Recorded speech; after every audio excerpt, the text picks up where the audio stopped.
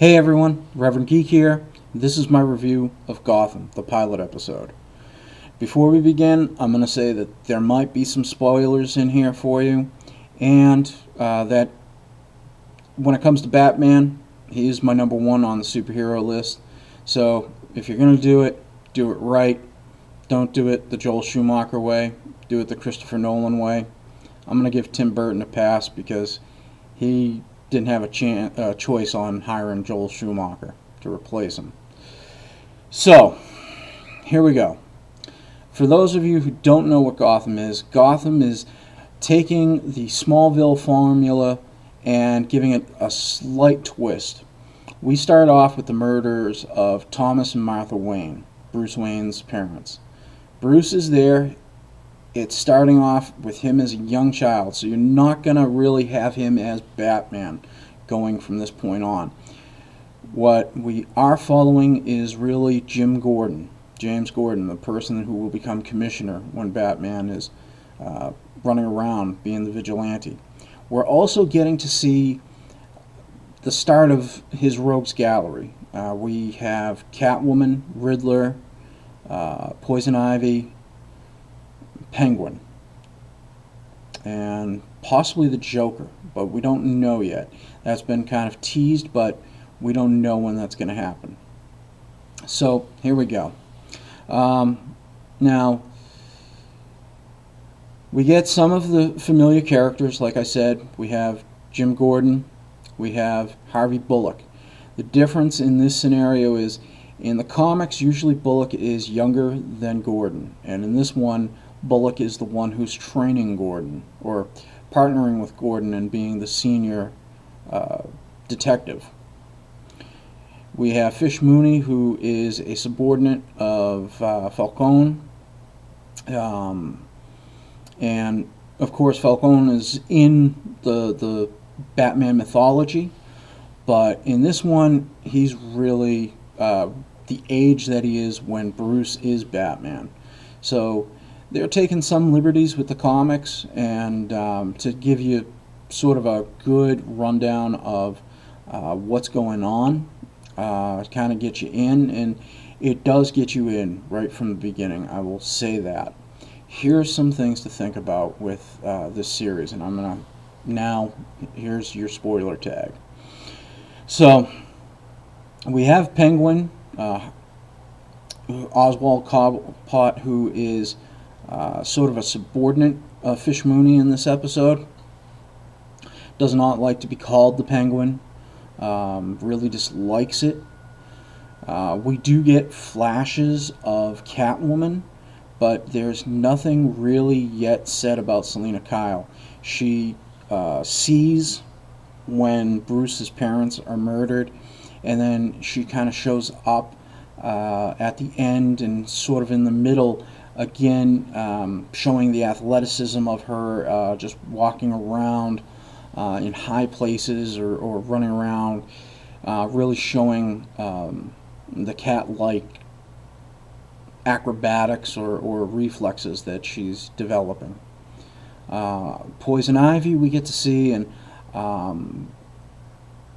it's not really, I mean, you'll know that it's her because she seems to be around plants. She's got the red hair and the pale complexion, but we don't really get too much of her, but we do get that her stepfather is murdered in this episode. We also get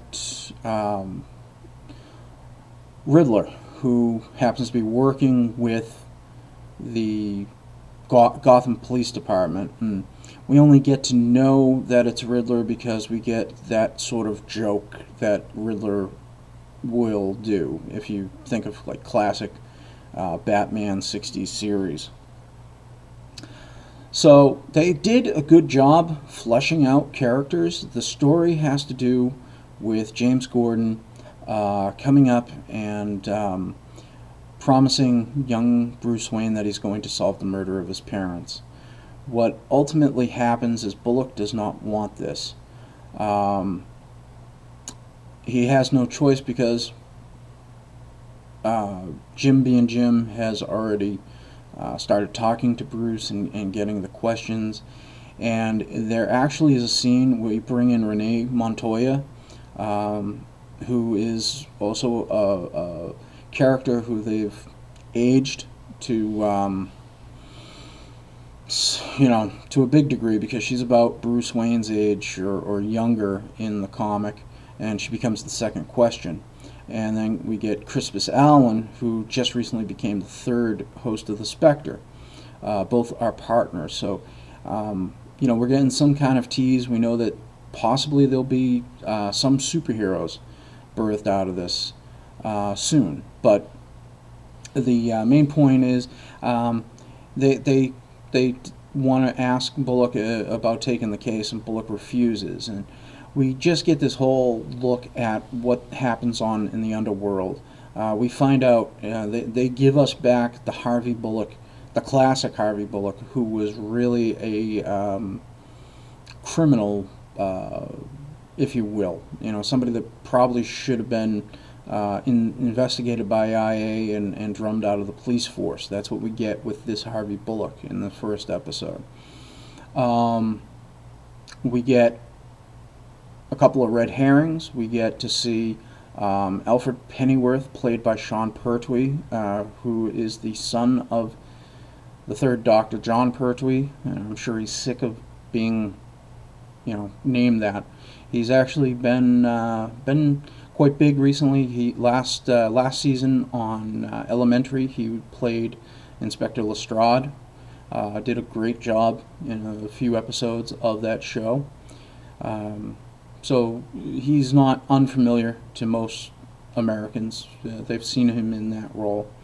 But he is playing Alfred, and he's playing him kind of in the Michael Caine role, the Michael Caine aspect with the Cockney accent. And it'll be interesting to see if they bring in his past as a member of British Special Forces. So we do get to see quite a bit, and we do get to see how this actually breaks down for people. Overall, the murder is solved. There is one, like I said, a red herring. Somebody is accused. We find out that isn't the case through a combination of both police teams. The mystery is solved, and it almost causes Jim Gordon his life. Then Harvey gets involved, and Fish Mooney orders both of their lives. Falcone steps in, says that there's rules, and that Fish hasn't followed the rules, and so he actually is the one responsible for getting Jim and Harvey out of the hot water. The problem is, as we find out near the end, that Harvey has been told by Falcone that they have to take care of Cobblepot. So Jim goes ahead. It has to be Jim that kills him, so that they know that he is quote unquote on the same page.